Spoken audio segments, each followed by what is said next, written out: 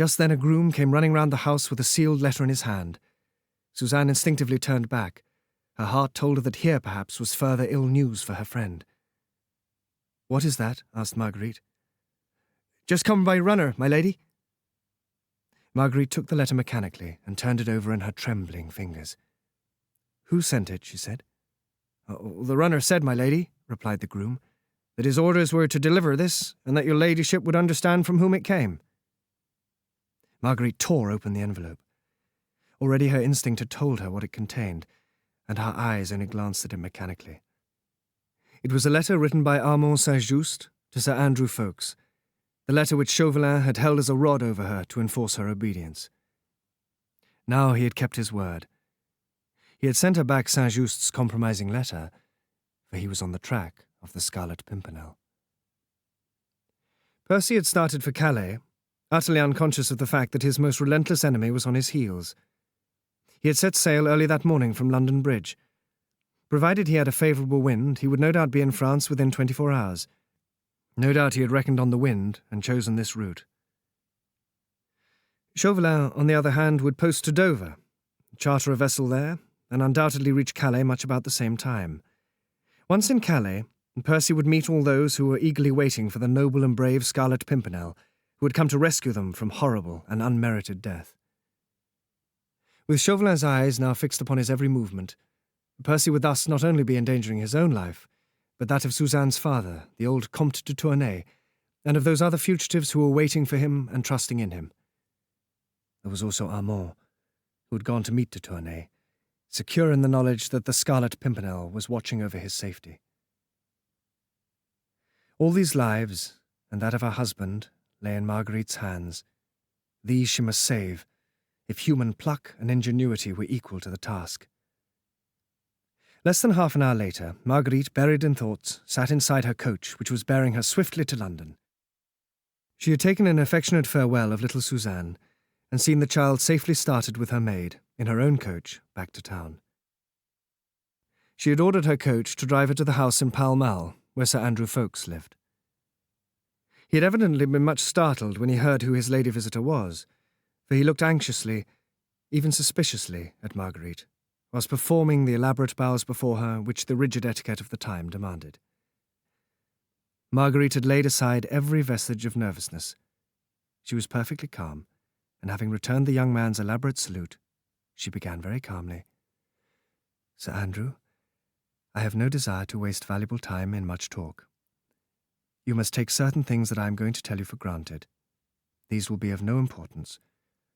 What is important is that your leader and comrade, the Scarlet Pimpernel, my husband, Percy Blakeney, is in deadly peril." Had she had the remotest doubt of the correctness of her deductions, she would have had them confirmed now, for Sir Andrew, completely taken by surprise, had grown very pale, and was quite incapable of making the slightest attempt at clever parrying. She explained the situation to him quietly, dispassionately, and with firm, unbending resolution. Her purpose was to make that young man trust and help her, for she could do nothing without him. "I await your orders," he said simply. "Listen, then. My coach is ready to take me to Dover. Do you follow me as swiftly as horses will take you? We meet at nightfall at the Fisherman's Rest. Chauvelin would avoid it, as he is known there, and I think it would be for the safest. I will accept your escort to Calais, as I might miss Sir Percy were you to direct me ever so carefully. We'll charter a schooner at Dover and cross during the night. Disguised, if you will agree to it, as my lackey, you will, I think, escape detection." "I am entirely at your service, madame," rejoined the young man earnestly. He kissed her hand and then escorted her to her coach. The next moment they thundered along the London streets, and then straight on to the Dover road at maddening speed. At 5 o'clock in the afternoon, Marguerite, closely veiled and followed by Sir Andrew Ffoulkes, who in the guise of her lackey was carrying a number of impedimenta, found her way down to the pier at Dover and boarded a chartered vessel. Once on board, the keen, fresh sea air revived her. The breeze was just strong enough to nicely swell the sails of the foam crest as she cut her way merrily towards the open. The sunset was glorious, and Marguerite, as she watched the white cliffs of Dover gradually disappearing from view, felt more at peace, and once more almost hopeful. Gradually, the grey coast of France began to emerge from the fast-gathering evening mists. One or two lights could be seen flickering, and the spires of several churches to rise out of the surrounding haze. Half an hour later, Marguerite had landed upon the French shore. She was back in that country where at this very moment men slaughtered their fellow creatures by the hundreds and sent innocent women and children in thousands to the block. Without exchanging more than a few words, Sir Andrew was leading her right across the town of Calais to the other side from where they had landed, and on the way towards Cap Gris-Nez. At last, they reached their destination. Sir Andrew evidently knew the road, for he had walked unerringly in the dark and had not asked his way from anyone. It was too dark then for Marguerite to notice the outside aspect of this house. The Chat Gris, as Sir Andrew had called it, was evidently a small wayside inn on the outskirts of Calais and on the way to Gris-Nez. It lay some little distance from the coast, for the sound of the sea seemed to come from afar. Sir Andrew knocked at the door with the knob of his cane, and from within Marguerite heard a sort of grunt and the muttering of a number of oaths. Sir Andrew knocked again, this time more peremptorily. More oaths were heard, and then shuffling steps seemed to draw near the door. Presently this was thrown open, and Marguerite found herself on the threshold of the most dilapidated, most squalid room she had ever seen in all her life.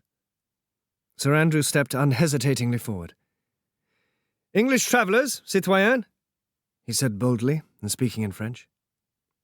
The individual who had come to the door in response to Sir Andrew's knock, and who presumably was the owner of this squalid abode, was an elderly, heavily built peasant, dressed in a dirty blue blouse, heavy sabots, from which wisps of straw protruded all round, shabby blue trousers, and the inevitable red cap with the tricolour cockade that proclaimed his momentary political views. "Oh, lud," said Marguerite as she advanced into the room, holding her handkerchief to her dainty nose. "What a dreadful hole. Are you sure this is the place?" "Aye, 'tis the place sure enough," replied the young man, as with his lace-edged, fashionable handkerchief he dusted a chair for Marguerite to sit on. "But I vow I never saw a more villainous hole." "Faith," she said, looking round with some curiosity and a great deal of horror at the dilapidated walls, the broken chairs, the rickety tables. "Well, it certainly does not look inviting." The landlord of the Chat Gris, by name Brogard, had taken no further notice of his guests. He concluded that presently they would order supper, and in the meantime it was not for a free citizen to show deference or even courtesy to anyone, however smartly they might be dressed. "Hey, my friend," said Sir Andrew at last, "do you see many of our quality along these parts? Many English travellers, I mean?" Brogard looked round at him, over his near shoulder, puffed away at his pipe for a moment or two as he was in no hurry, and then muttered, "Huh? Sometimes." "Ah," said Sir Andrew carelessly. "English travellers always know where they can get good wine, eh, my friend? Now tell me, my lady was desiring to know if by any chance you happen to have seen a great friend of hers, an English gentleman who often comes to Calais on business. He's tall, and recently was on his way to Paris. My lady hoped to have met him in Calais." Marguerite tried not to look at Brogard, lest she should betray before him the burning anxiety with which she waited for his reply. But a free-born French citizen is never in any hurry to answer questions. Brogard took his time, then he said very slowly, "Tall Englishman? Yes, today." "You've seen him?" asked Sir Andrew carelessly. "Yes, today," muttered Brogard sullenly. "And he has gone, you say?" "Oh, he went. Yeah, but he's coming back. Here, he ordered supper." Sir Andrew put his hand with a quick gesture of warning upon Marguerite's arm. It came none too soon, for the next moment her wild, mad joy would have betrayed her. He was safe and well, was coming back here presently. She would see him in a few moments, perhaps. Oh, the wildness of her joy seemed almost more than she could bear. Brogard shuffled out of the room, banging the door after him. Sir Andrew rose quickly from the table and walked around the bare, squalid room, listening attentively at the door, through which Brogard had just disappeared. He also ran up the rickety steps that led to the attic to assure himself that there were no spies of Chauvelin's about the place. "Are we alone, monsieur, my lackey?" said Marguerite gaily, as the young man once more sat down beside her. "May we talk?" "As cautiously as possible," he entreated. "I think we should lose no time. His safety depends upon his knowing that Chauvelin is on his track. What say you to avoid your reconnaissance in the village, whilst I wait here against his coming? You might come across Percy's track and thus save valuable time. If you find him, tell him to beware. His bitterest enemy is on his heels." "But this is such a villainous hole for you to wait in." "Nay, that I do not mind. But you might ask our surly host if he could let me wait in another room, where I could be safer from the prying eyes of any chance traveller. Offer him some ready money, so that he should not fail to give me word the moment the tall Englishman returns." Sir Andrew obeyed her without further comment. He called Brogard, who pointed over his shoulder at the attic up in the wall. "She can wait up there," he said with a grunt. "It's comfortable, and I have no other room." "Nothing could be better," said Marguerite. At once she realized the advantages such a position hidden from view would give her.